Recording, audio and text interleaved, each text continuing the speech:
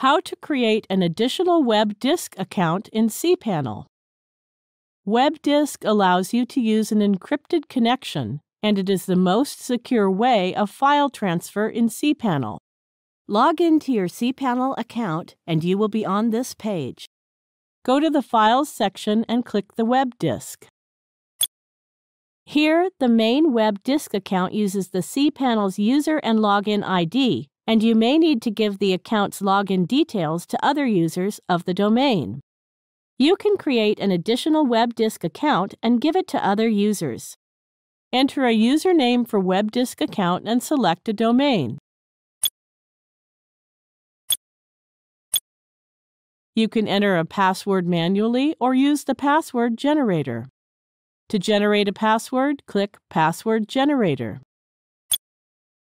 Now copy and save the generated password in a secure place.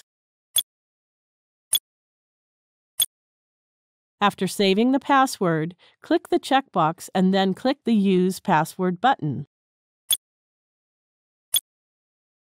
It automatically fills the generated password that is very strong. You can enter a directory for the web disk account to use. You can limit the access of the user to a particular folder or file by entering a directory here. The system already suggests one directory for you. You can permit the user to review, download, and alter the contents of the directory by selecting the Read/Write option box. By selecting the Read-Only option box, you can prevent the user from making changes in the existing content of the directory. It is important if you allow the user to only read and download the data. He won't be able to alter it. If you are using the Windows operating system, you will need to mark Enable Digest Authentication. However, if the server has an authentic SSL certificate and can make an SSL connection, then it can be left disabled. Now click the Create button. That's it. We have successfully created the web disk account.